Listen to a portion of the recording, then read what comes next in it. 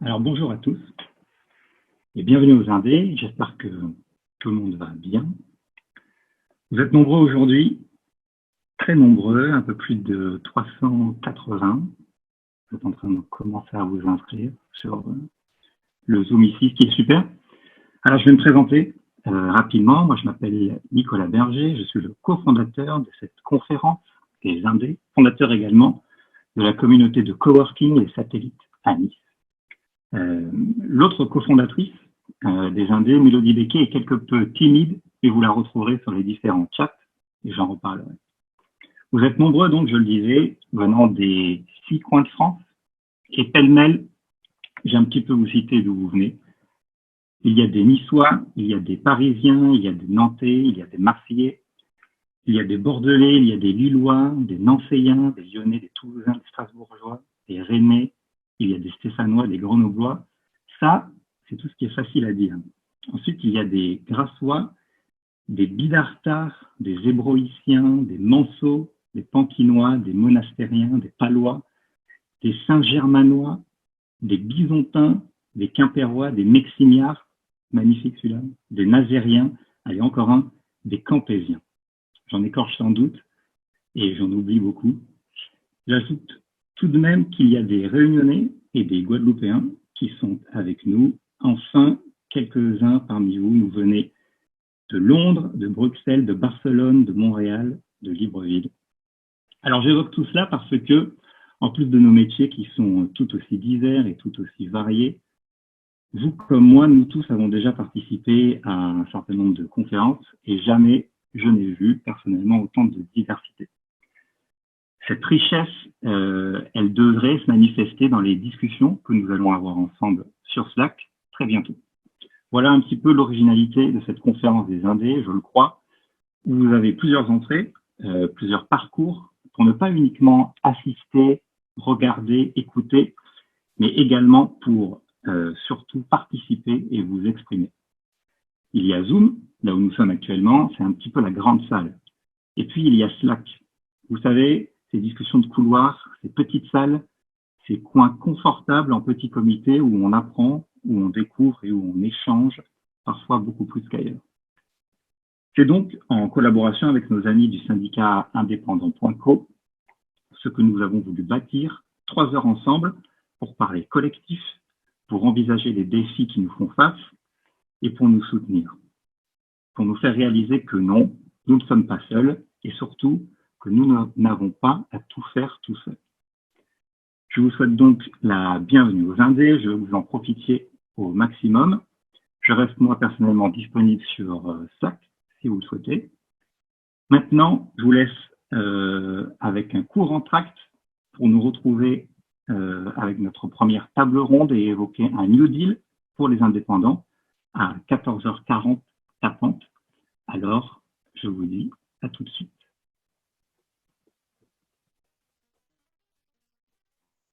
Merci à toutes les trois de vous être rendues disponibles. On a 40-45 minutes devant nous pour parler futur du travail, protection sociale et nouvelle donne pour les indépendants. Donc, Laetitia, tu es experte du futur du travail et auteur ou autrice. Tu préfères autrice? J'aime bien les deux. Du moment que tu mets un E à hauteur, ça me va aussi. Ah d'accord, ok.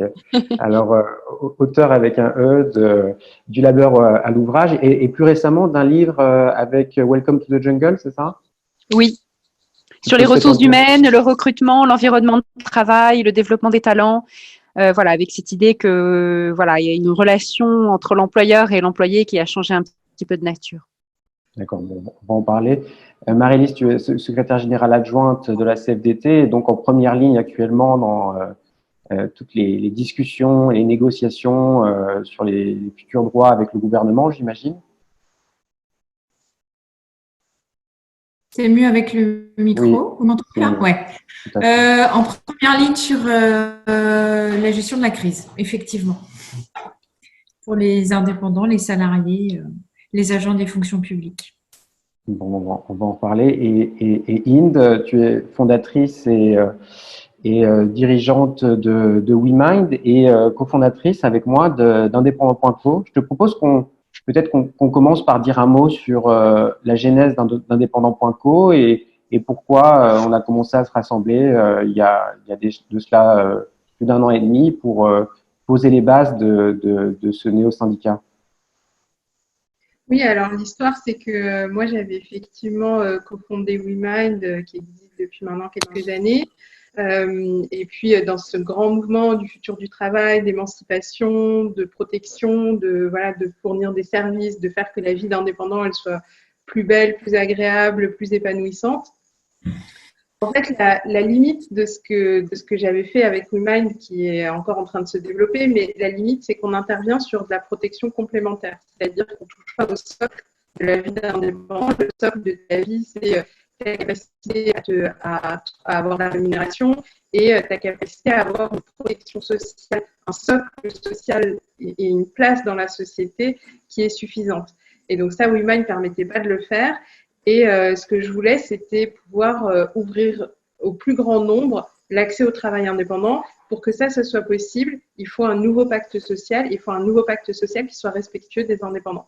Et donc, c'est pour ça que, dans nos discussions, c'est comme ça qu'est née l'idée d'avoir un syndicat indépendant qui est démocratique, où c'est les indépendants qui s'expriment. C'est pas mon avis, le tien ou celui de Marie-Lise ou de Laetitia. C'est vraiment les vrais indépendants, les vrais gens qui peuvent dire, voilà, nos difficultés au quotidien, nos aspirations, et en faisant le mix de tout ça, aboutir à un nouveau pacte social, à une meilleure reconnaissance dans la société. Donc, c'est ça un peu l'histoire de ce projet. Une de nos inspirations pour ce projet, ça a été justement Laetitia, qui a beaucoup parlé à quel point le compromis fordiste était obsolète aujourd'hui et à quel point les indépendants en fait avaient besoin de passer un nouveau contrat avec la société. Peut-être que Laetitia, tu pourrais nous aider à comprendre historiquement d'où vient le modèle social français, quelle était sa raison d'être au départ, et pourquoi est-ce qu'aujourd'hui on sent que, y compris avec la crise actuelle, il se fissure un peu, et pourquoi il est peut-être urgent de poser les bases d'un nouveau compromis avec ces nouveaux travailleurs. Oui, c'est exactement le sujet de mon livre. D'ailleurs, ce fameux compromis fordiste, je l'appelle le contrat de labeur. Et j'y explique que pendant plus d'un demi-siècle, on a connu un peu la gloire de ce contrat salarié caractéristique de l'époque fordiste, où il y avait d'un côté une division du travail à l'usine ou au bureau, et puis une subordination vis-à-vis d'un chef, et puis en échange, tout un tas de contreparties qui ont été mises en place. Ça a mis une bonne cinquantaine d'années à se mettre en place telles qu'on les a connues à la fin du XXe siècle. Et c'était un agrégat d'avantages, de contreparties multiples, qui est évidemment le salaire, la stabilité, la fiche de paye, c'est-à-dire l'accès au logement qui va avec, parce qu'avec la fiche de paye, on peut emprunter ou bien on peut signer un bail. La protection sociale qui s'est mise en place là aussi, essentiellement en France après la Seconde Guerre mondiale, avec la création de la sécurité sociale. Mais puisqu'on parle du New Deal, aux États-Unis, c'est les années 30. C'est justement le New Deal de Roosevelt qui a créé la sécurité sociale américaine. Donc, dans les deux cas, dates différentes, mais même principe, même idée. Et puis, d'autres institutions, des congés payés, des conventions collectives. On avait des syndicats qui étaient très, très forts, qui négociaient pied à pied et où, en fait, cette forme de contrat, bien que aliénante du côté du travail, c'était pas l'épanouissement pour tous. Cette forme de contrat était très très vertueuse parce que tout se tenait, tout fonctionnait bien, on avait un dialogue qui était possible, on avait un rapport de force entre les travailleurs et les entreprises qui était plutôt favorable aux travailleurs, ou en tout cas qui était qui était toujours dans un équilibre qui était possible. Et ce contrat de labeur, en fait, il se désagrège depuis déjà un bon moment. En fait, ça date pas d'hier, et cette crise, en fait, la crise d'aujourd'hui, la crise du Covid, elle nous le rend hyper visible, la désagrégation. Mais en fait, cette désagrégation, elle est à l'œuvre depuis un moment.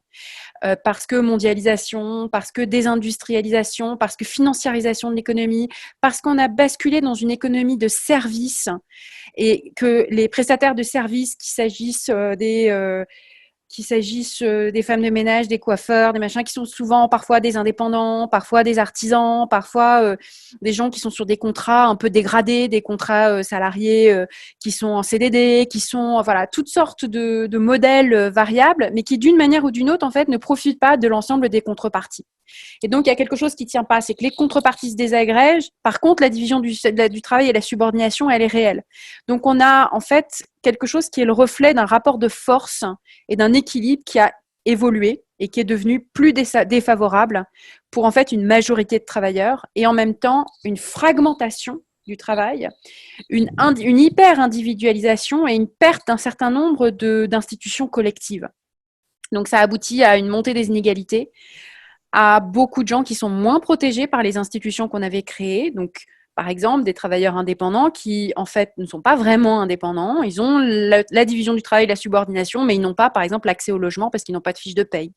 Ou bien, on a des travailleurs indépendants qui sont vraiment indépendants, mais qui, eux aussi, ont choisi, faute d'avoir les contreparties, de rejeter d'autres éléments du contrat de travail. On a des salariés précaires aussi, beaucoup, qui donc, eux, ont bien le salariat, mais ce n'est pas le salariat tel qu'on l'a connu. Et donc, en fait, il y a beaucoup plus de gens qui sont sans protection sociale, il y a beaucoup de moins de corps intermédiaires ou des corps intermédiaires qui sont moins forts. Ça aboutit à une individualisation de plus en plus forte. Et les indépendants, ils en sont le reflet. Et on a tendance à en parler de manière très schématique, justement, des indépendants, et surtout, on a tendance à parler à leur place. Soit en disant que le fait d'être indépendant veut dire que c'est un choix, que c'est un choix qu'il faut assumer, que du coup, si on est indépendant, on n'est pas salarié, donc il y a un certain nombre de choses qu'on n'a pas, parce que historiquement, les travailleurs indépendants s'étaient exclus d'eux-mêmes du régime général de la sécurité sociale qui avait été mis en place au milieu du XXe siècle, en disant en fait, nous, on fonctionne autrement, on a notre affaire, on a un fonds de commerce, nous sommes des artisans, des commerçants, des professions libérales, nous avons des licences, nous avons des magasins. Quand nous partons à la retraite, en fait, on vend le magasin ou on vend la licence et puis on a notre petit pécule, on a notre épargne, on a un autre rapport au risque, à l'épargne, etc. Et basta, voilà. Et puis, le problème, c'est que cette vision-là, elle est beaucoup plus difficile à défendre aujourd'hui parce qu'il y a beaucoup plus d'indépendants qui ne sont pas forcément sur ce modèle-là, qui ne sont pas artisans, qui ne sont pas commerçants, qui ne sont pas profession libérale. Et peut-être, alors là encore une fois, je ne peux pas parler pour eux, mais peut-être qu'ils ont besoin d'autre chose et qu'en tout cas, il y a des questions qui peuvent être posées qui n'étaient pas posées au XXe siècle. Est-ce qu'ils ne sont pas comme des salariés finalement, dans le sens où ils n'ont que leurs bras et leur cerveau à vendre aux entreprises? Est-ce qu'ils pourraient avoir une protection sociale qui est plus similaire à celle qu'ont les salariés? Voilà, c'est une question qui mérite d'être posée aujourd'hui.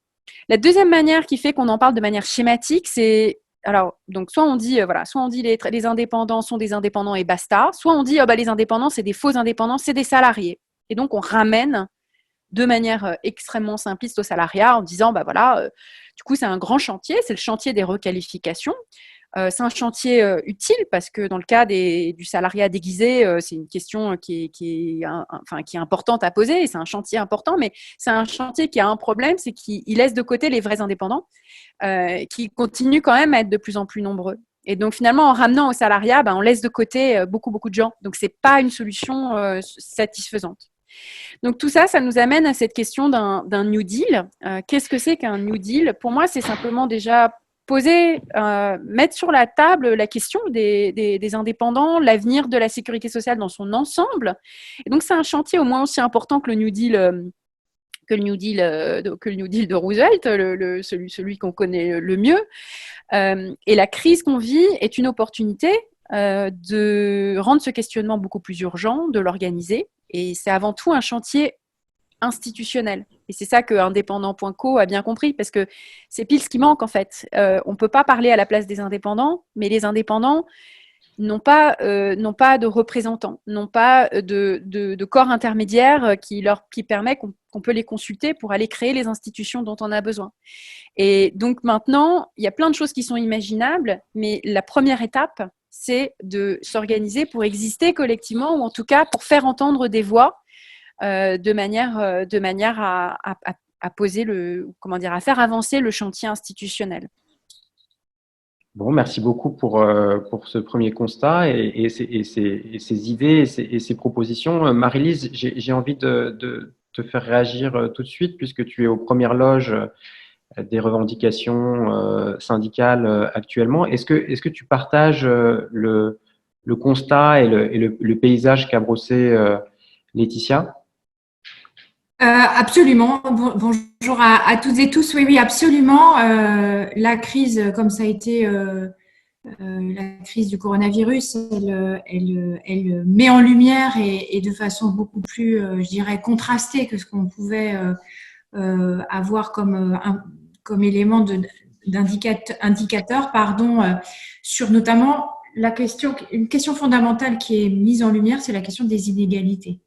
On parle, et pour rebondir sur ce que disait Laetitia, moi je suis très frappée effectivement d'un grand, quand on parle des indépendants, on en parle en tant qu'un ensemble, donc de façon un peu implicite comme quelque chose un ensemble assez homogène. Quand on parle du salariat, on a aussi tendance à parler d'un ensemble homogène qui peut être extrêmement hétérogène. Extrêmement hétérogène parce que le salariat, ça n'est pas forcément une situation confortable d'un contrat à durée indéterminée, donc qui peut souvent avoir comme imaginaire une entrée dans la vie active, d'avoir un CDI et de faire toute sa vie dans des conditions relativement stables d'emploi.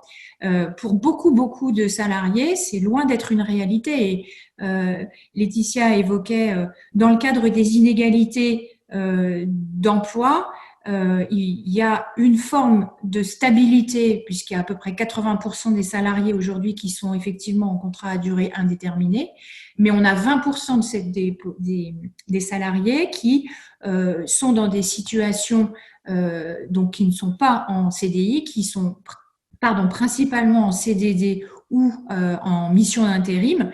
Et on voit que le dynamisme du marché de l'emploi se passe sur cette partie de la population qui, du coup, absorbe les plus grandes situations d'inégalité et des situations de précarité, puisque ce sont des personnes qui régulièrement, juste un dernier chiffre, en matière de CDD, on est à près de 75% des CDD qui sont pour des durées de moins d'un mois. C'est-à-dire que ce sont des personnes qui n'ont pas d'horizon au-delà d'un mois pour soit des missions d'intérim ou des… Donc, on a, y compris une grande hétérogénéité parmi les salariés. Et puis, être salarié en CDI, quand je suis salarié dans une entreprise de 300, 400 personnes ou qui appartient à un grand groupe, c'est pas du tout la même situation en termes de conditions d'emploi que quand on est salarié d'une très petite structure.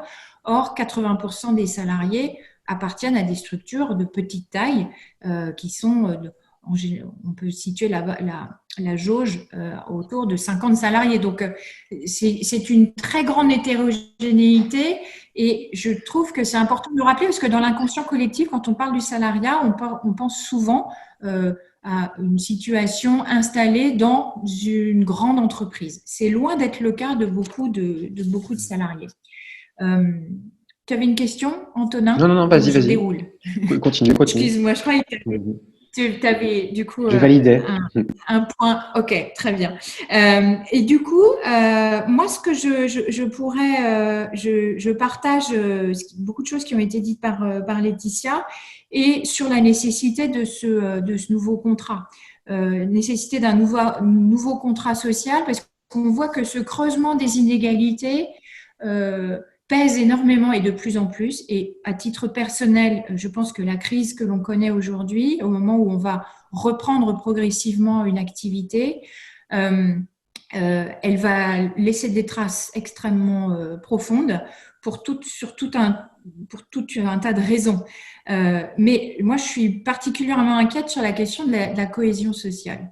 Et si on n'est pas en capacité de refonder un contrat social, économique, écologique également et démocratique, je suis extrêmement inquiète. Donc l'idée n'est pas de nous plomber le moral, mais je pense que c'est un des risques importants et que du coup il faut. Alors il y a beaucoup d'initiatives qui fleurissent sur le monde d'après. Moi je n'ai pas la prétention de réfléchir.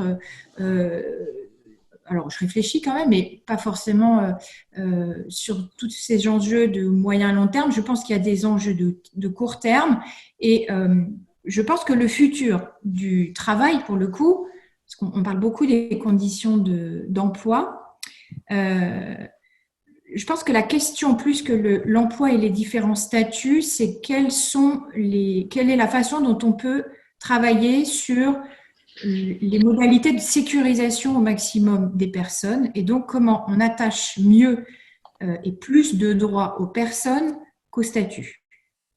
Alors, ça ne veut pas dire qu'on individualise tout, ça veut dire qu'on permet à des personnes de bénéficier de droits qui leur sont propres et qui ne sont pas liés au fait qu'ils travaillent dans telle et telle structure ou dans telle et telle entreprise ou qu'ils sont intérimaires ou en CDD ou indépendants. Mais comment on attache des droits et je pense que l'enjeu démocratique de demain, c'est comment on définit collectivement ces règles d'attribution de droits et d'utilisation de ces droits. Donc, je pense qu'en termes sur les enjeux d'emploi, je pense que c'est vraiment l'enjeu de demain. Et la question du futur du travail, alors il y a beaucoup d'enjeux. Moi, je mettrais en numéro 1, c'est un peu ce que disait Laetitia à la fin de son intervention. Je pense parce que c'est un sujet dont on parle assez peu dans la période de crise que l'on rencontre. On parle beaucoup de protection et de santé, de dimension sanitaire, on parle beaucoup d'enjeux économiques, on parle un petit peu, insuffisamment de mon point de vue, d'enjeux écologiques.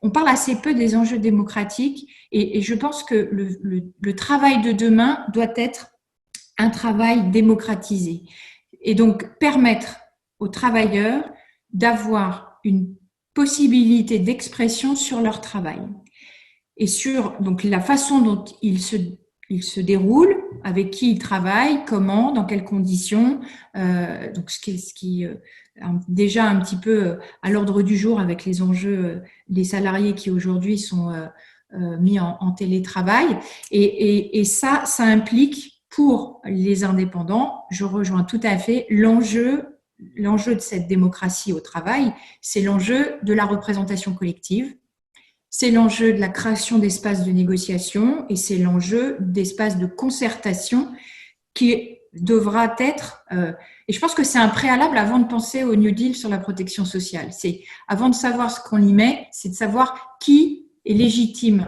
pour y contribuer. Et je pense que si ça se fait sans les indépendants, ça ne pourra pas. Moi, je fais pas partie de ceux qui attendent tout de l'État. L'État va pouvoir impulser, financer un certain nombre d'éléments, mais si on ne fait pas appel à l'intelligence collective et aux besoins qu'ont les travailleurs indépendants de s'exprimer sur leur travail et les droits qu'ils sont légitimes d'attendre, c'est un enjeu extrêmement fort. Peut-être Marie-Lise, du coup, pour résumer, peut-être je te redonnerai la parole un peu plus tard. Ce que tu dis, c'est que évidemment qu'il y a des questions de nouvelles, qu'il faut réinventer la sécurité des indépendants et peut-être envisager de nouveaux droits. Mais le préalable avant d'envisager ce New Deal, c'est de créer les modalités et les espaces démocratiques qui vont permettre d'inventer en fait ce nouveau contrat social. Alors avec IN, c'est vrai que c'est un peu l'intuition qu'on avait quand on a posé les bases, les fondations d'indépendant.co. Peut-être IN, j'ai envie de te donner la parole sur le futur du travail. Peut-être d'abord toi, comment est-ce que tu l'envisages ce futur du travail? Comment est-ce que tu l'envisages pour les indépendants? Et peut-être quelques idées sur les modalités de réinvention de ce contrat social pour les indépendants et la création d'espaces démocratiques comme on essaie de le faire avec indépendant.co. Oui, alors c'est vrai que moi, dans mon quotidien, je rencontre beaucoup d'indépendants, d'entrepreneurs, même des des dirigeants de petites entreprises, des gens qui créent une start-up, de gens qui se lancent en auto-entrepreneur ou qui deviennent, qui se lancent en freelance. Enfin, je rencontre un peu tous ces profils-là. Et en fait, ce qui est intéressant déjà, c'est que c'est toujours un mouvement très positif que moi je trouve toujours qu'il y a une espèce de volonté de prendre en main sa vie, de se mettre au boulot, d'aller chercher quelque chose à quoi on aspire. Et donc ça, c'est toujours quelque chose qui est très motivant à voir. Enfin, moi, c'est un peu ce qui me drive à titre personnel. Et donc, quand je vois ça chez d'autres gens, ça me donne encore plus envie. Donc, je trouve que le travail indépendant, ça part vraiment de ce désir-là chez beaucoup de gens. Malheureusement, il y a aussi d'autres gens qui sont dans une situation où en fait ils n'ont pas du tout de moyens financiers et donc ils sont obligés de se mettre en indépendant pour pouvoir peut-être aller faire des livraisons sur Uber Eats ou sur Deliveroo, qui sont dans des situations qui sont économiquement beaucoup plus difficiles et pour autant qui sont aussi aujourd'hui matériellement des indépendants, en tout cas statutairement ce sont des indépendants et là du coup on parle plus d'indépendance subie plutôt que choisie. Donc, moi, ce que je trouve intéressant dans tout ce qu'on est en train de se dire là, c'est de se dire, en fait, on est dans une période, et la crise, pour moi, c'est une façon de se dire ça, c'est qu'on est dans une période où on vit un peu différemment. Et moi, ce que j'ai envie de faire, c'est de dire, OK, maintenant, il y a une page blanche. En fait, on reprend la page blanche et on se dit, qu'est-ce que nous, indépendants, on veut?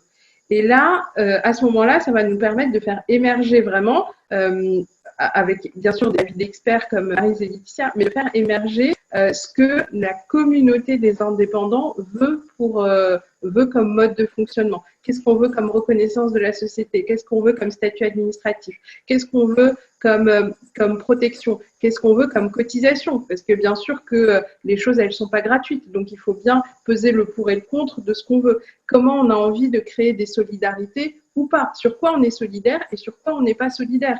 Il y a des choses qui doivent rester de la responsabilité individuelle et des choses qu'il faut partager parce que sinon, ça ne fonctionne pas. Donc, en fait, ce que je trouve intéressant, c'est de dire, laissons la parole à tout le monde. Et donc, ce que je voudrais annoncer là, donc pour toutes les personnes qui nous écoutent, c'est qu'on va lancer une consultation, parce qu'évidemment, c'est pas aujourd'hui qu'on va définir le New Deal. On va lancer une grande consultation, des débats, pour que chacun puisse s'exprimer sur aujourd'hui, qu'est-ce qui est satisfaisant dans la vie d'indépendant qu'il faut absolument conserver parce que on a choisi d'être indépendant, c'est précisément pour pas être subordonné à quelqu'un, pour être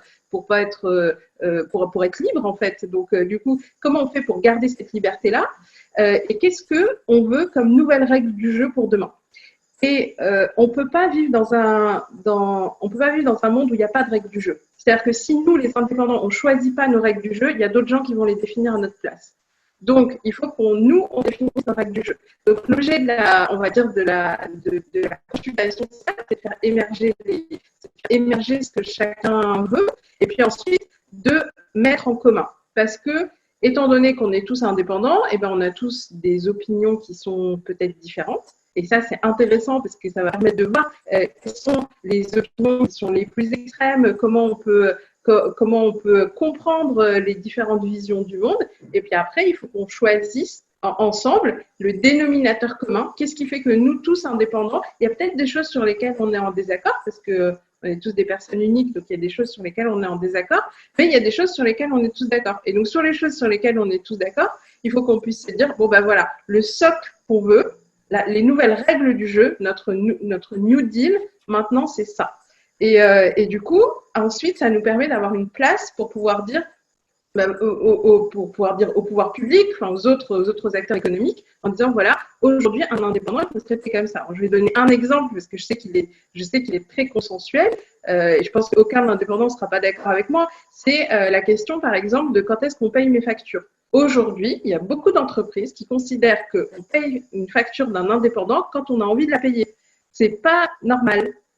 C'est une règle du jeu qui n'est pas juste, qui n'est pas bonne. En fait, on paye un indépendant, on devrait payer un indépendant à chaque fois qu'il a travaillé. Quand on rentre dans une boulangerie pour acheter une baguette de pain, on paye sa baguette de pain tout de suite. Personne ne discute du fait que peut-être on payera sa baguette de pain dans 2 semaines, dans 3 semaines, mais je vais d'abord la goûter pour voir si elle est bonne.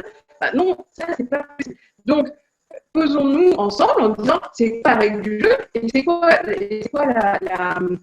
Et c'est la sanction de celui qui ne suit pas la règle du jeu. Et nous-mêmes, en tant qu'indépendants, il faut qu'on soit d'accord pour nous-mêmes toujours respecter cette règle. C'est-à-dire que moi aussi, quand je fais travailler un autre indépendant, je fais ces WeMind-là, je fais travailler les freelances, et bien les freelances, évidemment, qu'ils sont payés tout à fait, à l'heure.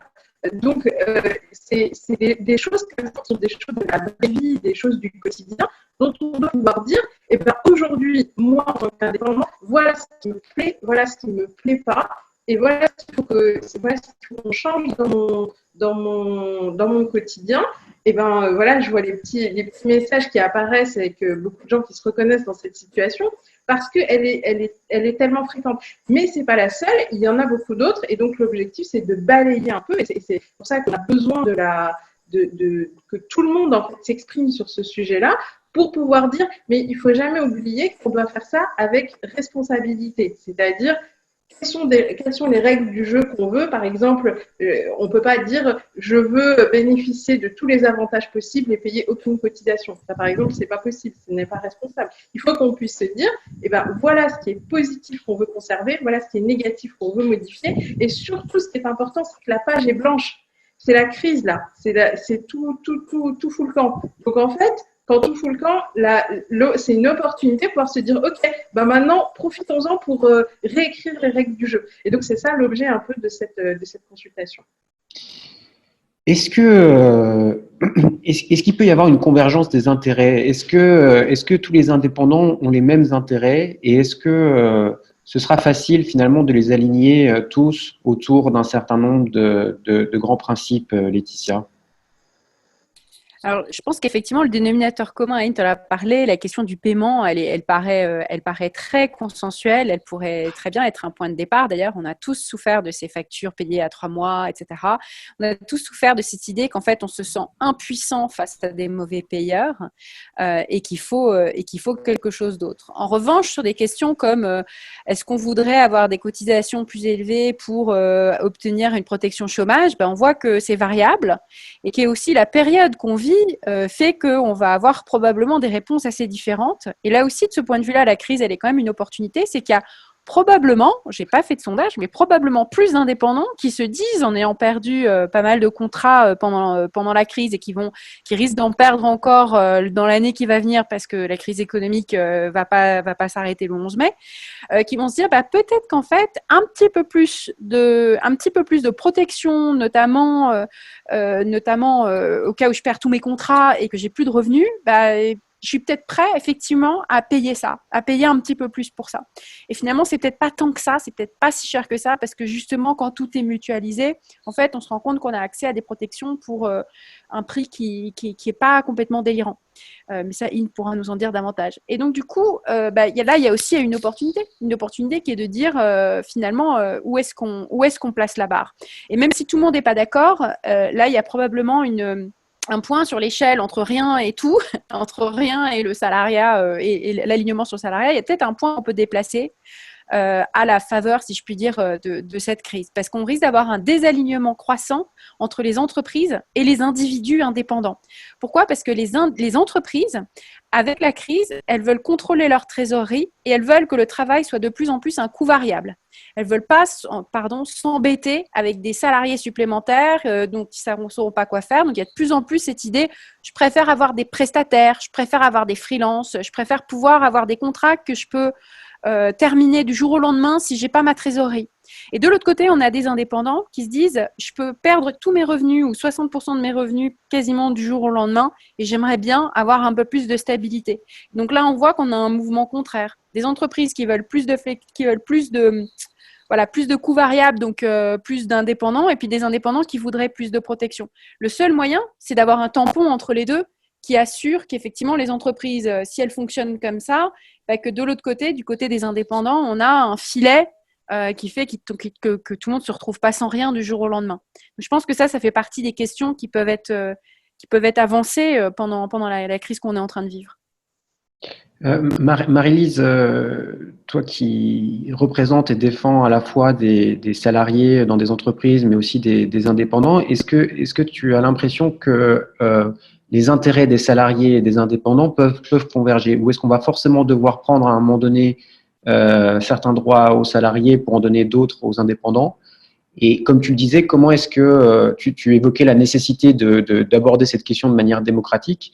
Ce serait quoi tes recommandations aujourd'hui? Quelles sont les recommandations que vous faites au gouvernement pour que ces débats et les décisions qui seront prises puissent l'être de la manière la plus démocratique possible? Alors, il y a plusieurs sujets. Nous, il y a un principe contre lequel, enfin, en tout cas, qui guide aussi nos actions, et c'est tout l'enjeu des espaces de dialogue, par exemple, à l'échelle d'un secteur professionnel ou d'une branche professionnelle, dont malheureusement aujourd'hui les indépendants sont exclus, et je pense qu'il faut qu'ils puissent intégrer petit à petit ces espaces de dialogue. C'est la question de la compétition. Et aujourd'hui, il y a un vrai enjeu à faire en sorte que employeurs ou donneurs d'ordre, indépendants et salariés puissent être mis autour d'une seule et même table pour pouvoir appréhender la question du travail, la question des métiers de façon conjointe. Alors, c'est pas le pays des bisounours, hein, je sais bien que c'est compliqué. Je pense qu'il y a des points, des éléments de socle communs qui peuvent être connus, qui peuvent être trouvés, et si c'est compliqué, ça n'est rien de plus que ce qu'on a toujours connu en termes de dialogue. Le dialogue, la négociation, c'est mettre autour d'une table des intérêts divergents et faire en sorte qu'ils trouvent un terrain d'entente et que chacun accepte de bouger de sa situation initiale. Donc, comme ça a été évoqué, aujourd'hui, des droits nouveaux pour les indépendants, je pense notamment en matière de protection sociale, peuvent et vont nécessiter des financements. Quels sont les efforts que les uns et les autres sont en capacité de faire? Je pense qu'il faut que l'ensemble des parties prenantes soient autour d'une table unique pour pouvoir en discuter. Si chacun y va de façon dispersée, on sera dans cette question et de lobbying et de compétition où, au global, ça ne sera pas forcément l'intérêt de tous qui sera défendu de façon équilibrée. Donc, ça, c'est un vrai enjeu. Et je reviens sur les droits nouveaux, de savoir quelles sont les prestations, quels sont les droits auxquels les indépendants ont besoin. Il a été évoqué la question des délais.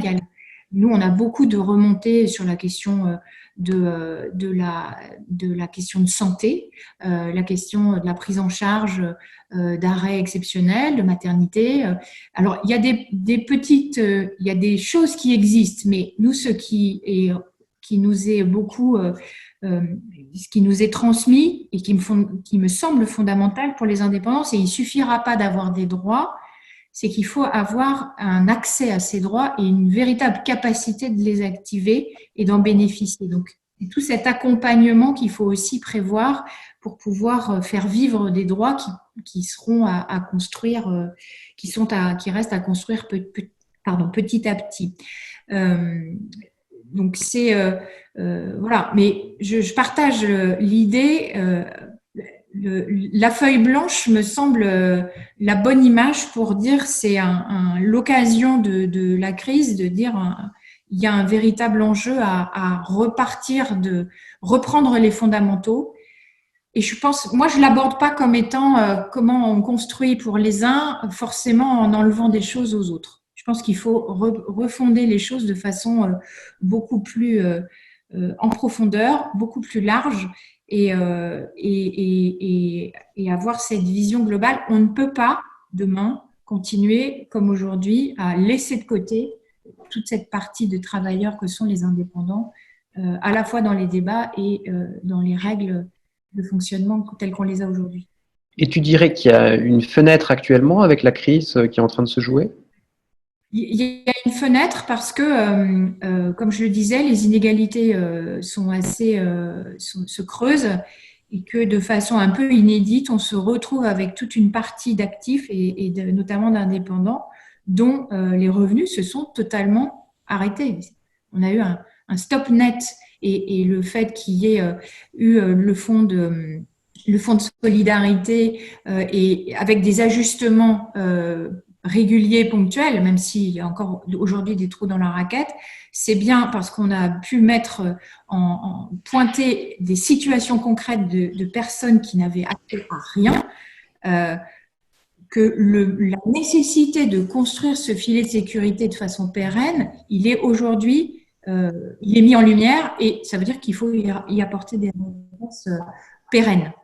Oui, parce que concrètement, c'est comme si les indépendants, en tout cas certains d'entre eux, avaient pu bénéficier d'une sécurité sociale ces derniers mois. Maintenant, on va voir si ce plan d'urgence va se maintenir dans les prochaines semaines et les prochains mois. À ce sujet, Inde, j'ai envie de te faire réagir parce que cette crise, voilà, c'est une crise exceptionnelle, mais on peut s'attendre à ce que d'autres crises, peut-être moins exceptionnelles, qu'on aurait pu davantage anticiper, aient lieu dans les prochaines années. Et là, il n'est pas certain que le gouvernement réagisse de la même façon qu'il l'a fait cette fois-ci. Oui, c'est clair parce que cette crise, elle est historique, elle ne s'est jamais produite sous ce format-là auparavant. Et le dispositif, notamment du Fonds de solidarité, c'est quelque chose qui est tout à fait nouveau, qui n'avait jamais été fait avant. Mais peut-être avant de parler de ça, je vois un peu les réactions. Donc, je voulais un peu réagir sur cette histoire notamment d'assurance chômage, des cotisations et tout ça. Il y a des gens qui commencent à se poser des questions. Est-ce que tu as un micro? Tu as un micro parce que c'est un peu coupé quand tu parles, donc t'as pas de micro? Non, t'as pas d'écouteur. Non, j'ai pas de. Donc essaye de pas bouger du tout. Essaye de peut-être juste pas bouger du tout quand tu parles, pour que ce soit pas coupé. Je vais me rapprocher un peu de l'ordinateur. Désolée, vous allez me voir. Super. Et ne bouge pas quand tu parles. Bon, ce sera le mot de la conclusion. Du coup, ce sera le mot de la conclusion, Inde. Donc, je te propose de conclure en répondant aux questions du chat. D'accord ? Donc, je voulais donner quelques chiffres sur la question de l'assurance chômage parce que il y a des gens qui disent oui, mais du coup, les cotisations, combien ça coûte, tout ça, moi, je n'ai pas envie et c'est tout à fait normal. Je pense que quand on est indépendant pour générer du chiffre d'affaires et donc ce chiffre d'affaires, on n'a pas envie qu'il soit dilapidé alors qu'on vient tout juste de le gagner. Donc ça, je pense que c'est légitime pour tous les indépendants de se poser cette question-là et on peut tout à fait partir de ça. Maintenant, les cotisations, déjà, tout le monde en paye. Donc, c'est pas la peine de se dire oui, mais voilà, la question c'est déjà tout ce qu'on paye, à quoi ça sert, où ça va. Franchement, je pense que 99% des gens n'ont aucune idée de ce qu'on fait avec leurs cotisations. Est-ce que c'est normal? Je ne pense pas. C'est pas normal qu'on ne sache pas où va cet argent. Ensuite, pour en revenir à l'assurance chômage. L'assurance chômage, c'est aujourd'hui un dispositif qui existe pour les salariés et jusqu'à l'année dernière, ça coûtait 6% de ce que je gagne, donc 6% de mon salaire brut. Si je suis salarié, j'ai 6% qui va à l'assurance chômage. Aujourd'hui, depuis assez récemment, les cotisations chômage, elles ont diminué et elles sont passées à 4%. Donc, les salariés ne payent plus que 4%. Et alors, devinez où sont passés les 2% qui restent, puisqu'on a baissé le prix des salariés. Et maintenant, c'est financé les cotisations ayant diminué. En fait, l'assurance chômage, elle est aujourd'hui financée par l'État. Enfin, l'État contribue à l'assurance chômage et il prend cet argent sur la CSG. Et alors, qui paye la CSG? Les indépendants, évidemment. Les indépendants, les salariés, les retraités, enfin, tout le monde paye la CSG. Donc, on a une protection sociale qui, de toute façon, est en train de se généraliser pour tout le monde. Donc, en tant qu'indépendant, il faut savoir que d'une certaine façon, alors c'est très dilué, hein, parce que ça passe dans la CSG. La CSG, ça finance plein de choses. En plus, le système de sécurité sociale et fiscale, pour tout ce sujet-là, c'est un peu compliqué. Mais si j'en reviens aux 6%, maintenant, la question qui se pose, c'est, on avait fait une étude là-dessus, on demande à des indépendants, les indépendants n'ont aucune idée de combien ça coûte une assurance chômage. Donc, si on reprend le sujet, pour les salariés, en gros, ça coûte 6%. Maintenant, si je suis indépendant et que je veux une assurance chômage, soit je peux dire, je peux mettre 6% et j'aurai une assurance chômage, soit je peux dire, je crée un nouveau modèle et du coup, dans ce nouveau modèle, je ne veux pas mettre 6%, parce que c'est un peu trop de mettre 6% de ce que je gagne. Je suis prêt, par exemple, spécifiquement pour l'assurance chômage, à mettre que 3%. Avec 3%, de frais de cotisation, on pourrait construire une assurance chômage avec des règles qui sont adaptées pour les indépendants. Donc, il n'y a en fait rien d'impossible. Il faut juste se dire, par exemple, si je dis, bah, moi, je veux mettre 0, et effectivement, avec 0, on ne peut rien faire. Mais ce qu'il faut savoir aujourd'hui, c'est qu'on n'a pas le choix. On cotise déjà en chose, donc c'est pas où ça va. Donc, quand je dis, prenons la page blanche, c'est prenons ça et regardons ce qu'il y a. Et ensuite, prenons cette question spécifiquement du chômage et disons comment on veut que ça fonctionne. Je pense que tout le monde a été d'accord pour que l'État mette en place le fonds de solidarité pour les indépendants. Et c'est une garantie de chômage, puisqu'aujourd'hui, beaucoup de gens sont au chômage, ils ne peuvent pas facturer leurs clients. Donc, ils prennent de l'argent qui est dans les fonds publics et on le donne à des gens qui ne sont pas en train de travailler. C'est donc bien une assurance chômage que beaucoup d'indépendants ont pu toucher, heureusement, pendant la période de la crise, et on espère que ça va être prolongé jusqu'à la reprise. Et donc, cet argent-là, ça a été mis en place parce que quand on se dit, moi, en tant qu'indépendant, je ne suis pas responsable du virus. Je ne suis pas responsable de ça. L'activité économique s'est arrêtée, ça n'est pas de ma faute. Donc, pourquoi ce serait à chacun individuellement de porter cette responsabilité alors qu'on n'en est pas responsable de cette situation? Et donc, ce qui s'est passé, c'est que comme les indépendants ayant très mal négocié leur situation, enfin, faut dire ce qu'il est, les salariés, ils ont réussi à faire jouer le chômage partiel et tout de suite, les décideurs politiques sont passés à la télé pour dire il n'y a pas de souci, on va mettre en place le chômage partiel, tous les salariés vont être payés. Et les indépendants qui avaient très mal négocié leur affaire, on leur a dit bah voilà, on va vous payer 1500 balles et vous serez contents parce que vous avez jamais cotisé. La vérité, c'est que les salariés n'ont pas cotisé pour ça non plus. Ils ont cotisé, mais ils n'ont pas cotisé à ce niveau-là pour avoir des choses pendant des mois. Tous les salariés en France en même temps qui peuvent toucher cette garantie. Donc, ce qui est important, c'est de se dire, 1, on paye déjà des cotisations. 2, ces cotisations, qu'est-ce qu'on en fait? Et 3, comment on voudrait revoir le système pour que ces cotisations, elles soient allouées comme nous on veut et combien on voudrait mettre et comment ça doit fonctionner. Et donc, c'est à ce moment-là qu'on sera en train de construire un nouveau modèle. Et ça, en fait, quand on met des chiffres dessus, on se rend compte que si, par exemple, demain, je dis je mets 3% sur l'assurance chômage, ou peut-être même que 2% ou 1%, et bien déjà, je pourrais créer une couverture. Et cette couverture, c'est à nous de définir les règles puisque c'est nous qui définissons le système. Ce que je voudrais dire, le message que je voudrais faire passer aux indépendants, c'est que souvent j'entends « oui, mais le système, il est comme ça et du coup, on ne peut pas le changer ». Ça, c'est pas vrai. En fait, le système, on peut le changer, c'est les règles du jeu. Et les règles du jeu, ce qu'on dit quand on dit qu'on fait un New Deal, c'est que s'il y en a marre que ce soit les autres qui définissent les règles du jeu, alors que c'est nous les indépendants, maintenant, vu que ces règles du jeu, elles sont pour nous les indépendants, simplement, c'est à nous de les définir. Mais pour ça, il faut se soulever de la tête que ce n'est pas possible. Parce qu'en réalité, c'est possible. Puisque de toute façon, tout ce qui existe actuellement est déjà fonctionné sur votre chiffre d'affaires et que vous payez déjà des cotisations. La question, c'est que, par exemple, si on gardait les cotisations strictement égales à ce qu'elles sont aujourd'hui, on pourrait quand même changer comment fonctionnerait le système. Et peut-être dire aussi que tout ce qui existe aujourd'hui en termes de protection sociale, c'est le résultat d'un rapport de force et qu'il est peut-être temps que les indépendants comprennent qu'il est urgent d'engager ce rapport de force et d'être plus forts collectivement. Marie-Lise, vraiment en 30 secondes, si tu voulais dire quelque chose pour conclure. Non, je partage beaucoup de choses qui ont été dites. Après, alors, je m'occupe, je suis administratrice de l'assurance chômage, donc c'est un sujet que je connais bien. On est sur un sujet qui est intéressant d'ouvrir le débat. L'assurance chômage, ça a toujours été historiquement, depuis sa création, un système assurantiel basé sur des cotisations et seules les personnes qui ont cotisé peuvent, selon des conditions définies collectivement, en bénéficier. Depuis, comme l'a évoqué Inde, depuis 2018, janvier 2018, la part des cotisations salariales ont été abaissées pour pouvoir et remplacées entre guillemets par une part de la CSG qui est payée par tous les actifs retraités, etc.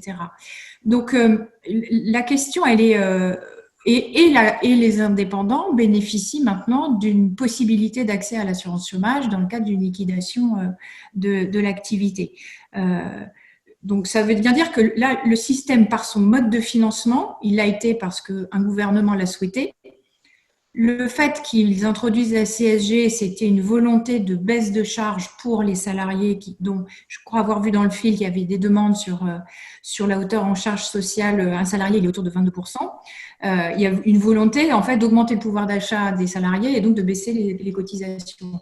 La question est intéressant que ça soit dans le cadre de la consultation qu'évoquait In, c'est qu'est-ce qu'on paye aujourd'hui, pourquoi on le fait et qu'est-ce qui est de l'ordre de ce dont je peux bénéficier individuellement et ce qui va être de l'ordre de la solidarité, c'est-à-dire de la redistribution, comment je participe et à quelle hauteur à un régime qui va bénéficier à tous.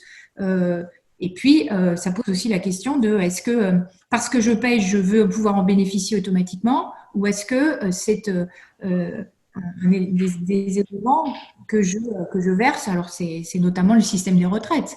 On cotise aujourd'hui pour un régime qui permet de payer les retraites de ceux qui ne travaillent plus. On ne cotise pas pour sa propre retraite. Voilà, donc c'est toutes ces questions-là qui me semblent intéressantes et qui, je pense, seront retrouvées qui feront l'objet des discussions dans le cadre de la concertation, enfin de la consultation. Merci beaucoup Marie-Lise, merci beaucoup In, merci beaucoup Laetitia. Donc pour poursuivre ce débat et peut-être poser les bases, les fondations de ce New Deal pour les indépendants, on vous invite à rejoindre la grande consultation qu'on va lancer dans les prochaines semaines. Nico, c'est à toi. Oui, merci. Merci beaucoup tout le monde. C'était très intéressant. On l'a vu un petit peu dans les réactions des participants. Je vous invite donc tous, si vous le souhaitez, à migrer sur Slack, sur le canal dédié à cette intervention-ci, à cette table ronde qui s'appelle New Deal, tout simplement, et y poser vos questions. Voilà, les intervenants pourront être disponibles à peu près un quart d'heure pour être disponibles et répondre à toutes vos questions. Nous, on patiente un petit peu pour un court entracte ici et on va retrouver Thomas Burbridge dans quelques minutes maintenant. Merci beaucoup tout le monde.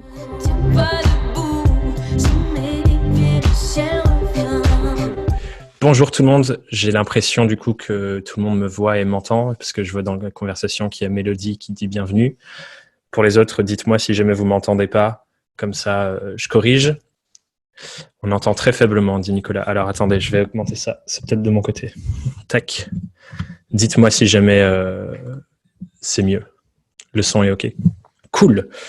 Bonjour à tous, j'espère que vous allez bien. Merci de m'accueillir. Je dois dire que passer derrière Inde, Laetitia, Marie-Lise et Antonin, c'est un beau challenge à relever parce que c'était des sujets super importants à traiter.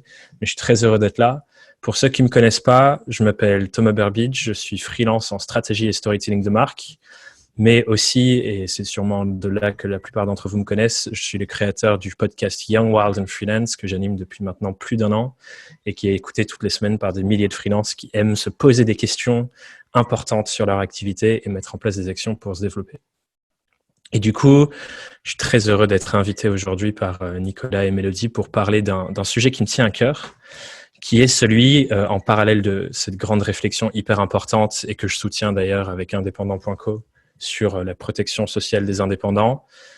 Comment est-ce que nous, petits indépendants que nous sommes, pouvons agir à notre échelle pour stabiliser notre activité, pour faire en sorte qu'elle soit plus résiliente et bien sûr, le sujet que j'adore traiter, plus épanouissante.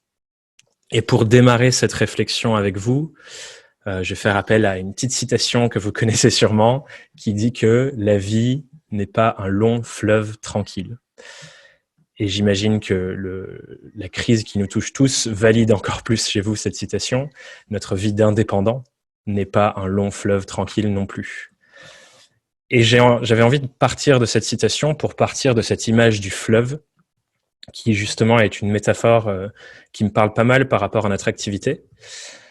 Souvent, on entend ces discours qui disent que le salariat, c'est sécurisant, le freelancing, c'est très précaire, être indépendant, c'est précaire, on ne sait pas d'où vient notre prochaine facture, on ne sait pas comment on va se faire rémunérer, etc.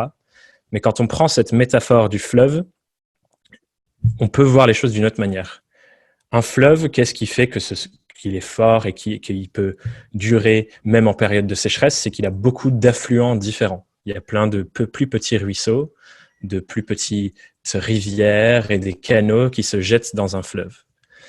Et la seule manière pour qu'un fleuve s'assèche, c'est si tous ses affluents s'assèchent. Mais la force du fleuve, c'est justement qu'il a de nombreux affluents qui viennent l'alimenter.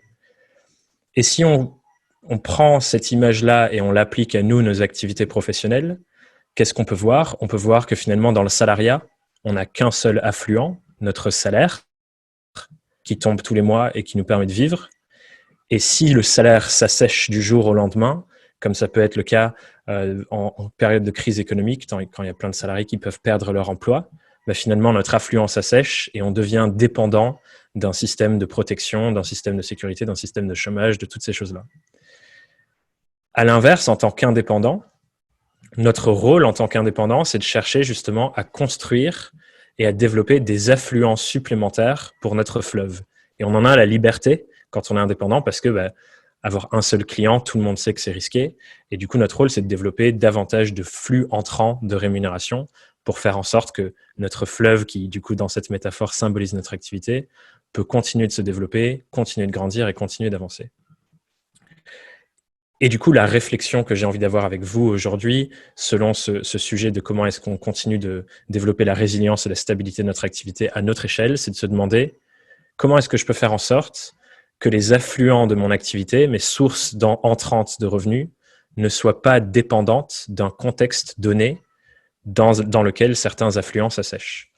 Si je continue avec cette image, certaines activités d'indépendants ont été beaucoup frappées avec la crise actuelle, parce que le contexte dans lequel ils développaient les affluents de leur fleuve jusqu'alors a complètement été bouleversé.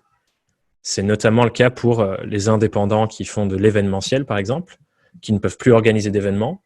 Le contexte change, leur affluent s'assèche, leur fleuve s'assèche et ils n'ont plus de revenus. Et c'est là où notre activité elle peut être à risque, parce que le contexte a changé et n'est plus favorable au développement de les différents affluents qu'on a construits pour alimenter notre fleuve. Et quand tous les affluents s'assèchent, on se retrouve dans le même cas qu'un salarié qui se fait gentiment limoger en période de crise économique. Et du coup, on est dépendant, pareil, d'un système de protection sociale et du bon vouloir d'un gouvernement de le mettre en place.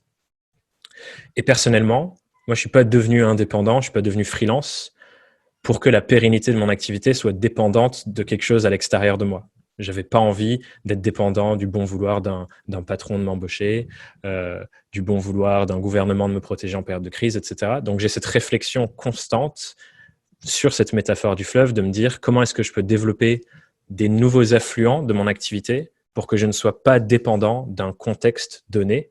Ce qui fait qu'aujourd'hui, je n'ai pas eu un si grand ralentissement que ça pendant cette période de crise parce que j'ai différents affluents qui ne dépendent pas forcément d'un contexte donné.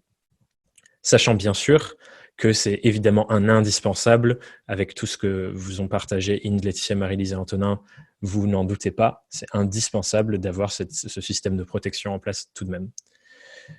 Mais j'ai envie qu'on se pose cette question ensemble. À notre échelle, qu'est-ce qu'on peut faire pour trouver les endroits et les nouveaux contextes qu'on peut développer pour que notre activité soit réellement indépendante de ces contextes-là?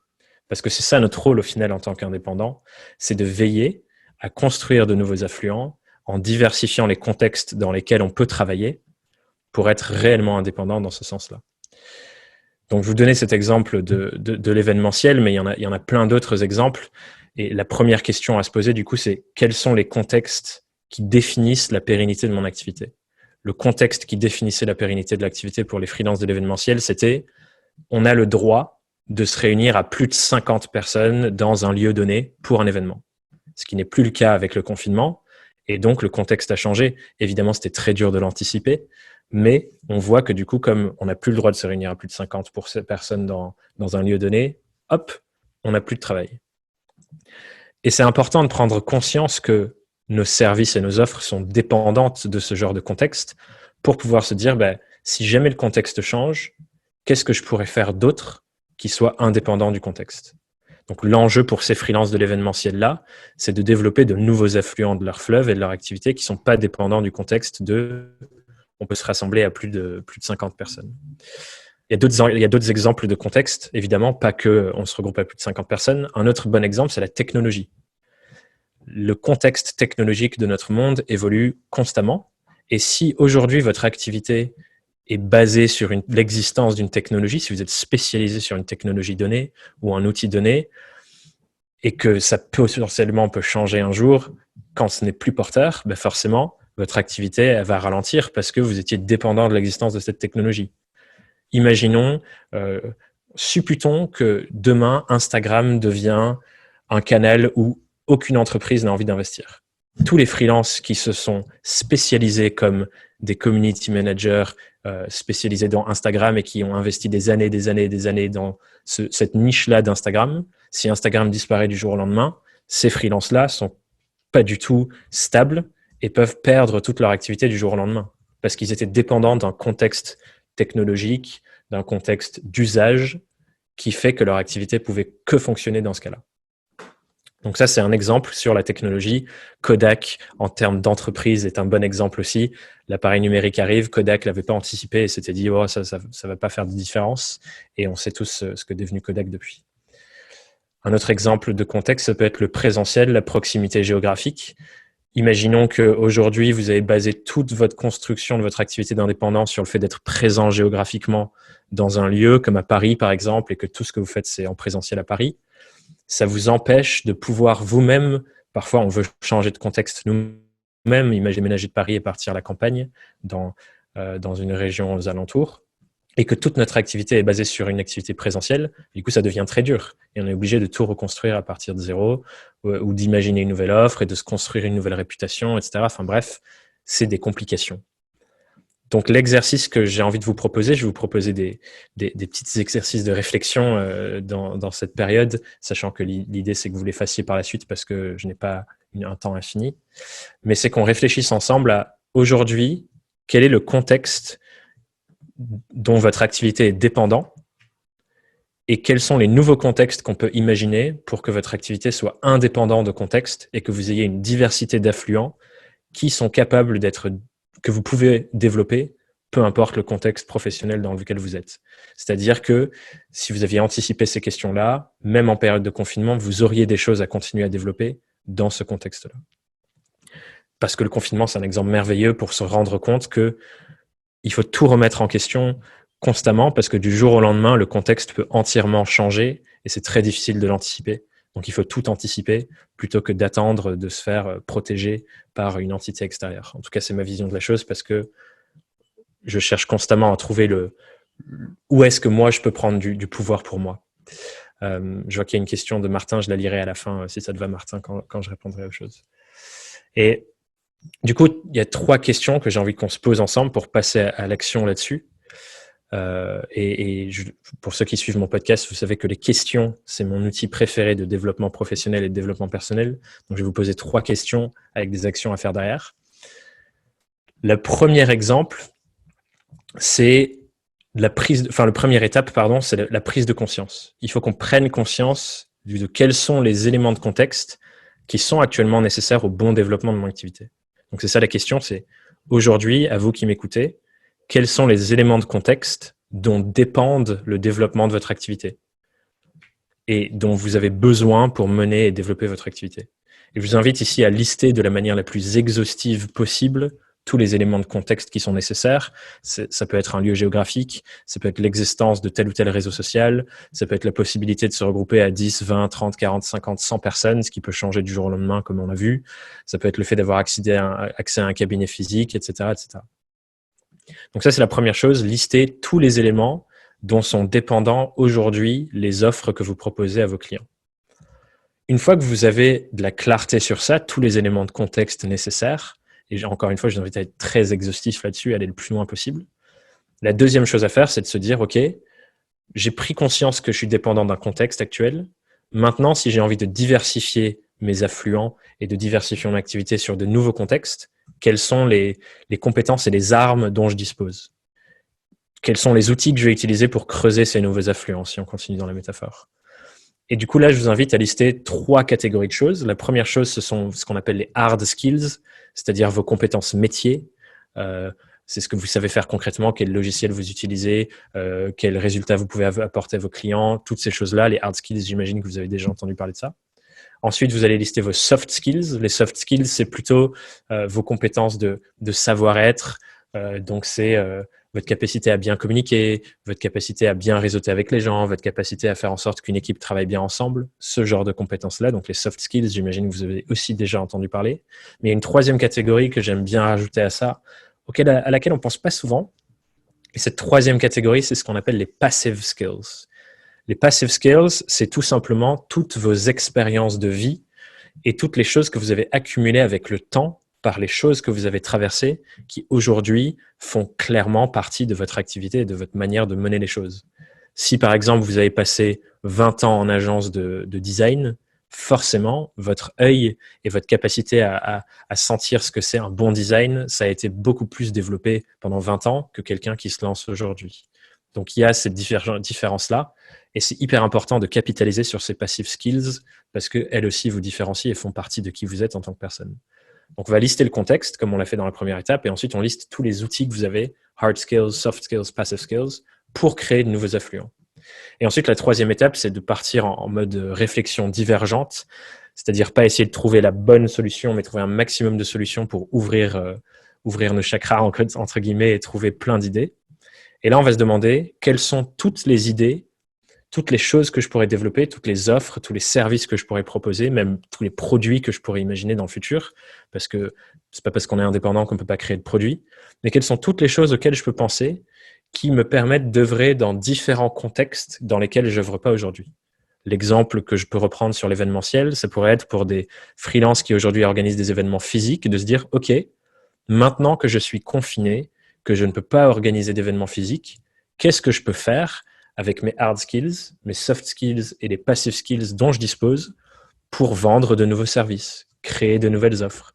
Imaginons, ça pourrait être imaginer une formation en ligne pour apprendre à des petites entreprises d'organiser des événements. Ça pourrait être organiser des événements en ligne comme celui-ci, parce que ça aussi, c'est un vrai travail et c'est une expertise à développer. Donc, les freelances de l'événementiel pourraient complètement transiter là-dessus en se disant, le contexte a changé, qu'est-ce que je peux faire avec ce que je sais faire dans ce nouveau contexte? Et du coup, l'idée là, c'est d'avoir un maximum d'idées en allant imaginer des contextes complètement différents. Parce que, comme avec le confinement, ça peut changer du jour au lendemain. Donc, se demander si ça arrive, qu'est-ce que je pourrais faire? Si ça arrive, qu'est-ce que je pourrais faire? Si je déménage de la ville où j'habite aujourd'hui, qu'est-ce que je pourrais faire de différent? Si je devais partir voyager pendant 6 mois, qu'est-ce que je pourrais faire de différent? Et imaginer tous les nouveaux contextes dans lesquels on pourrait être et toutes les activités et les services qu'on pourrait développer. L'idée de ça, bien sûr, c'est pas de tous les développer, mais c'est d'avoir de la clarté sur peu importe le contexte, peu importe comment le monde évolue, j'ai des options, j'ai la capacité de continuer à développer mon activité de manière stable, cohérente aussi avec mon projet personnel et qui je suis. Et si ça, c'est un exercice un peu complexe pour certains d'entre vous, parce qu'on n'a pas l'habitude d'avoir ce genre de réflexion, je vous invite à aller dans Slack et on peut brainstormer tous ensemble là-dessus. Donc, vous dites, voilà qui je suis, voilà ce que je fais, voilà les idées que j'ai eues et on peut brainstormer tous ensemble parce que une des choses que j'adore faire, justement, c'est réfléchir avec des indépendants à qu'est-ce qu'ils pourraient faire pour développer leur activité de manière différente. Donc, le Slack est fait pour ça, il est parfait. Une autre option que je recommande, et Nicolas, je t'invite à me dire, je ne sais pas combien de temps il me reste, je crois qu'il me reste 10 minutes. Donc, une autre option qui est intéressante pour cet exercice-là, c'est de partir des clients avec qui vous travaillez aujourd'hui ou des clients avec qui vous souhaitez vraiment travailler. Donc, par exemple, moi, c'est ce que j'appelle les clients idéaux. Et en partant de ces clients, on peut se dire, OK, actuellement, dans le temps normal, les problématiques que je réponds sont celles-ci. Et aujourd'hui, vos clients, ils ont changé de contexte et ils ont forcément des nouvelles problématiques. Mais les problématiques, elles ont forcément changé. Moi, par exemple, avec mon activité de stratégie et storytelling de marque, j'ai très peu de clients maintenant, pendant les temps de confinement, qui s'engagent avec moi à réfléchir sur des stratégies de marque et réfléchir sur leur branding. Parce que c'est pas les plus gros enjeux et les plus gros besoins pour eux aujourd'hui. Ils font attention à la trésorerie, ils investissent dans des endroits qui sont peut-être plus stratégiques, comme le fait de pouvoir générer du chiffre d'affaires, etc., etc. Donc, ils sont pas en train de réfléchir sur les fondements de leur marque et ainsi de suite. Mais les gens avec qui j'ai envie de travailler, ils n'ont pas changé. C'est encore les mêmes personnes avec qui j'ai envie de travailler. Et du coup, la réflexion que j'ai, c'est de me demander, donc le contexte de mes clients a changé, leurs problématiques ont changé, comment je peux continuer d'être à leur service avec mes compétences, mes hard skills, soft skills, passive skills, pour continuer de les accompagner parce que c'est eux les clients avec qui je veux travailler. Et du coup, je me rends plus au service des gens avec qui je veux travailler, je suis plus amoureux des problèmes et des gens avec qui je veux travailler que de la forme que je donne à mon métier. Parce que souvent, ce qui nous bloque, c'est qu'on est trop attaché à une forme de ce qu'on fait. On veut absolument faire les choses de cette manière, parce que c'est comme ça qu'on fait dans le métier, plus que de vraiment s'intéresser avec le plus d'empathie possible à quelles sont les choses dont les gens avec qui je rêve de travailler ont besoin maintenant, dans ce contexte et dans cet environnement dans lequel ils sont. Donc là aussi, c'est une réflexion intéressante à avoir, de se dire, ce client avec qui je travaillais avant, il a annulé ma mission actuelle en cours parce que c'est plus ses problématiques, mais comment je peux continuer d'être à son service en apportant une nouvelle manière de faire par rapport à ce que je sais faire, mais qui répond à ces problématiques du moment. Donc ça, c'est aussi une piste intéressante à creuser pour évoluer dans le contexte et juste suivre les clients avec qui vous avez envie de travailler et être connecté à leurs problématiques. Et du coup, ça, vous pouvez complètement aller connecter avec vos clients et leur demander qu'est-ce qui a changé, c'est quoi vos problématiques du moment, où vous en êtes, comment je peux vous aider, j'ai envie de continuer d'être à votre service et d'être en interaction avec eux parce que c'est des êtres humains et c'est pas parce qu'ils annulent votre devis avant. Encore une fois, Inz l'a très bien dit, une crise, ça remet tout à zéro. Toutes les cartes sont redistribuées. Donc, c'est normal que certains devis soient annulés, c'est normal que certains projets soient annulés. Mais si vous voulez continuer de travailler avec ces clients, vous pouvez aussi les aider à clarifier leurs nouveaux besoins et à voir comment vous pouvez les soutenir. Donc, avec tout ça, je vous invite à vraiment prendre le temps d'avoir toutes ces réflexions sur votre activité. Encore une fois, l'idée, c'est pas de construire tout ça maintenant, là, tout de suite, et de partir dans 50 000 projets parce que forcément, vous n'avez qu'un temps limité et vous êtes seul dans votre activité. Donc, ça n'a pas de sens de faire ça. Mais c'est vraiment juste de prendre en compte l'ensemble de ces directions possibles pour dresser un plan d'action pour votre carrière d'indépendant, en construisant petit à petit de nouvelles briques pour que votre fleuve, quand on le regarde dans son ensemble et qu'on dézoome et qu'on le regarde de haut, on puisse voir toute la diversité d'affluents qu'on pourrait construire, qu'on pourrait approfondir, qu'on pourrait densifier et développer. Aujourd'hui, c'est peut-être un petit ruisseau, ça pourrait devenir une rivière qui abreuve votre affluent et votre fleuve dans le futur. Et pour savoir dans quel ordre faire ça, je vous invite à connecter ces opportunités, ces idées avec votre vision du mode de vie que vous avez envie d'avoir. Et c'est là où je reviens sur le côté épanouissement, qui est quelque chose d'hyper important pour moi. Encore une fois, je suis devenu indépendant parce que ce que je voulais faire, c'était mettre mon activité professionnelle au service du mode de vie que j'avais envie de vivre, au service du quotidien que j'avais envie d'avoir. Donc, je me pose toujours la question, tous les jours, de comment je peux mettre ce que je fais en tant que professionnel, les clients avec qui je travaille, la forme que je donne à mon activité, au service de comment j'ai envie de travailler et comment j'ai envie de vivre surtout. Et donc, c'est ça la question que j'ai envie que vous vous posiez, c'est si aujourd'hui vous habitez à Paris, encore une fois, je reprends cet exemple, peut-être que vous avez envie de déménager dans 5 ans. Et si vous savez déjà que vous avez envie de déménager ou que vous n'avez pas envie de vivre toute votre vie à Paris, c'est là où c'est intéressant de se demander, OK, je sais que mon contexte va changer, comment je peux poser des briques maintenant pour préparer ce changement de contexte futur et faire en sorte que mon activité puisse rester stable et continuer de se développer, même dans ce changement de contexte-là. Encore une fois, on ne peut pas anticiper le fait qu'il y ait des grandes crises comme le coronavirus, mais l'idée de ces exercices, c'est pour avoir de la clarté sur qu'est-ce qui est possible et comment je peux anticiper déjà mes changements de vie et l'épanouissement que je cherche dans ma vie pour avoir toujours de nouveaux contextes de mon activité qui évoluent avec moi et avec mes envies dans le futur. Donc c'est ça la question que j'ai envie qu'on se pose, c'est le mode de vie que j'ai envie d'avoir aujourd'hui, demain et dans les années futures, à quoi ça ressemble et comment je fais pour affiner et changer petit à petit le contexte de mes offres et de mes services que je propose à mes clients pour aller dans le sens de ces contextes-là, me permettant aussi d'avoir cette flexibilité et agilité qu'on doit avoir quand on est indépendant pour être stable et épanoui, même dans des grands mouvements et des grandes évolutions comme l'ont été le confinement et la crise du coronavirus. Et du coup, juste pour terminer sur ça, parce que voilà ce que je voulais vous partager, je vais répondre aux questions. J'ai vu qu'il y avait une question de Martin. Je profite des dernières minutes, Nicolas, ici, pour répondre à l'oral avant qu'on aille dans le Slack. Ensuite, on ira dans le Slack. Martin, du coup, je vois que tu dis, cette métaphore peut-elle s'appliquer à 100% des indépendants? Par exemple, beaucoup d'intermittents n'arrivent pas à faire leurs heures malgré leur réseau diversifié.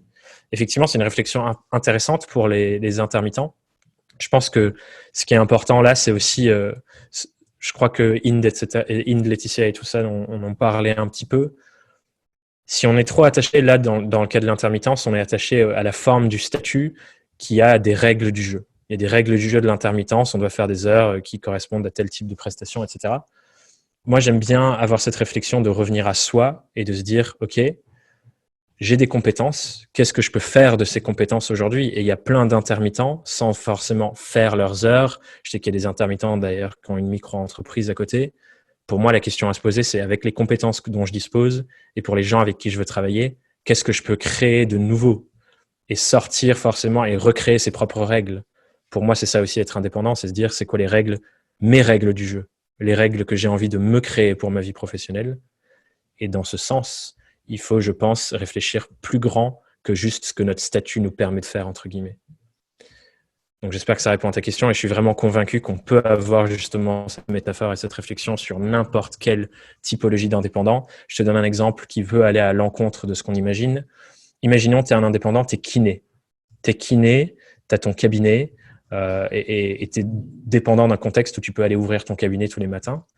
En tant que kiné, tu pourrais développer une offre où tu permets aux gens de faire des exercices eux-mêmes, notamment avec tes clients en cours, à distance. Tu pourrais développer une offre d'accompagnement en ligne, avec des visioconférences, avec des exercices qu'ils peuvent faire sur soi. Peut-être que tu peux développer des produits, comme les produits que les gens utilisent dans le cabinet pour faire des exercices de kiné, etc., que tu peux envoyer à tes patients.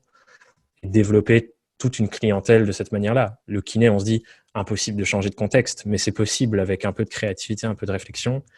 Quand on se force à se dire, bon ben voilà, imaginons demain, à partir de maintenant, imaginons on est confiné pour le reste de notre vie. Les kinés vont bien sûr devoir se réinventer et utiliser leurs compétences pour mettre en place de nouvelles choses. Donc c'est possible si on stretch un peu notre vision de la réalité, quoi.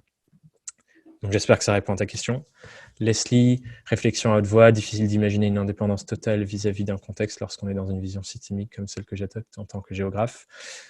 Bien sûr, l'idée, c'est pas de se dire on est complètement indépendant du contexte et on agit hors système, entre guillemets. Je pense que c'est pas là. Effectivement, c'est une vision complètement trop poussée. Mais l'idée, c'est de se dire, sachant que on n'a pas envie, en tout cas, moi, j'ai pas envie d'être 100% dépendant d'un système de protection sociale qui peut être changeant, qui peut être mouvant, et j'ai pas le contrôle sur les décisions politiques. Individuellement, je peux agir pour ça, mais j'ai pas 100% de pouvoir et de contrôle sur les décisions politiques qui vont être prises. Qu'est-ce que je peux faire avec 100% de mon pouvoir? Et là où j'ai le plus de pouvoir, c'est sur la direction que je donne à mon activité. Donc, c'est trouver un équilibre entre les deux. Et bien sûr, je pense que ne peut pas être 100% indépendant et vivre hors système ou hors contexte. Et la dernière question, du coup, avec plaisir, Leslie. Quand on est freelance, une bonne partie de notre temps est consacrée à la recherche de travail, à la formation continue pour se mettre à jour techniquement. C'est ce qu'on fait déjà, mais seul, donc sans procéder. Et effectivement, c'est un apprentissage constant. Du coup, je vois écrit Gagliano. Je ne sais pas du coup si c'est, j'imagine que c'est ton nom. Je ne pense pas que c'est ton prénom. Mais effectivement, ça fait partie de la vie d'indépendant. Et je pense que c'est important de s'en rendre compte aussi. Devenir indépendant et se lancer en freelance ou monter sa propre boîte et travailler seul en tout cas, on ne passe pas tout notre temps à travailler sur notre métier. Ou alors, il faut mettre en place des outils, des systèmes qui nous permettent de le faire. Enchanté Cyril. Donc, c'est clair qu'en tant qu'indépendant, il y a énormément de notre temps qui est consacré à imaginer la suite, faire de la stratégie, développer du marketing, mettre en place de nouvelles briques de notre activité. C'est même la plupart de notre temps qui est développé à faire ça, et il faut l'inclure dans ces tarifications, etc. Ça, j'imagine que c'est un sujet que vous avez en tête, mais c'est clair que c'est vraiment un cas. Se réinventer en querelle à chaque film, bien sûr, depuis 30 ans, mais les clients font bouffer et là, ils vont se protéger. Forcément, tes clients, Roland, vont évoluer, ils ont des nouveaux besoins, des nouvelles réflexions, et peut-être que tu as besoin d'avoir une nouvelle clientèle. Donc, tes réalisateurs, j'imagine que tu as plein de compétences, surtout si tu le fais depuis 30 ans. Prends ces compétences, fais-en de nouvelles choses. Il y a plein de vidéastes. Tu vois, en tant que réalisateur, ça se trouve, tu pourrais développer une partie de ton activité à aider de nouvelles personnes à se lancer pour devenir réalisateur dans ce marché incroyablement compétitif. Tu pourrais former des gens, tu pourrais créer du contenu pour les former. Enfin, moi, je veux voir l'immensité des compétences qu'on a et tout ce qu'on pourrait en faire. Donc, effectivement, c'est un travail à faire et c'est une réflexion à avoir. Toutes ces questions sont posées là, Cécile. Je vois pas les questions posées, c'est normal. Je te propose de faire ton prochain fil. Avec plaisir, Roman. Bah, discutons-en, Roland. C'est une réflexion que j'ai justement. On peut en parler dans le Slack si tu veux. Voilà, du coup, j'espère que ça vous a plu, que ça vous a un peu ouvert l'esprit. Je suis vraiment convaincu qu'on a tous un rôle à jouer à notre échelle et ça ne me fait pas rêver un monde où on est 100% dépendant de quelque chose d'extérieur à nous. J'ai envie qu'on se pose tous la question de qu'est-ce que je peux faire à mon échelle et quel est le pouvoir dont je dispose déjà pour agir sur les choses. Et si vous avez envie de continuer à discuter avec moi sur tout ça, bah, venons dans le Slack, qui est un canal, je crois qu'il s'appelle I2 Activité Stable, et avec grand plaisir pour continuer d'échanger pendant l'après-midi ou en tout cas pendant les questions-réponses des 15 minutes qui suivent. Merci, je vois que Mélodie, tu t'occupes de rapatrier les gens vers là. Merci à tous et à très bientôt. Et je te relaisse la main, Nicolas, pour passer à la suite. Thomas, merci beaucoup. C'était effectivement super, comme on a pu le lire sur le chat, très inspirant, très visuel. Et ça, c'est chouette quand on a de l'imagination. Donc, merci beaucoup. Effectivement, poursuivons cela par écrit sur cet outil qui est meilleur, Slack, sur le canal qui t'est dédié. Voilà, vous pouvez retrouver Thomas dessus, discuter, j'allais dire un quart d'heure avec lui, mais déborder et prenez le temps que vous avez envie. Faites comme vous avez envie, il n'y a pas de problème. En parallèle, dans 1-2 minutes, désormais, vont également démarrer les séances de questions-réponses avec les freelance docteurs. Donc ça, c'est une autre partie du programme qui démarre. 10 personnes qui ont un domaine d'expertise différent. 5 personnes pendant le premier tour, là, de 16h05 à 16h45. Et puis 5 autres personnes de 16h50 à 17h30 avant que nous nous disions au revoir. Donc désormais, migrons tous sur Slack. N'hésitez pas à utiliser Slack également comme un lieu pour discuter, pour vous rencontrer. Ça marche super bien. Donc voilà, je vous dis à tout de suite sur Slack. À bientôt. Et Thomas, encore une fois, merci beaucoup.